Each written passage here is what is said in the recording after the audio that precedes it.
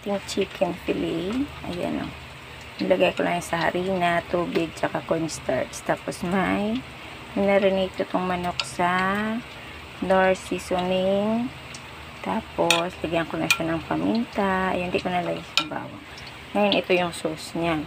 Mayonnaise, asukal, kunting paminta, kunting asin, kalamansi, saka kunting dinikdik na bawang. Ayan. Tapos, ito na ang kanyang finished product. Ayan.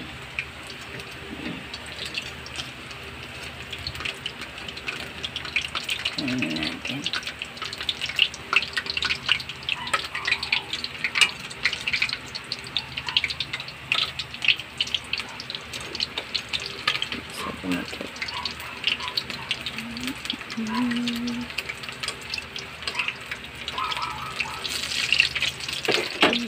Nabasa ko lang ito sa ano, ngayon try natin kung talagang ano lasa nito,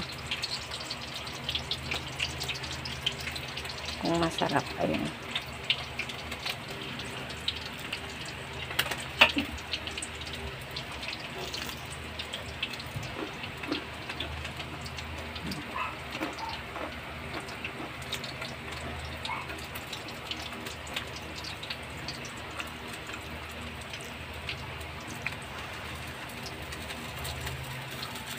Guys, sayang tayo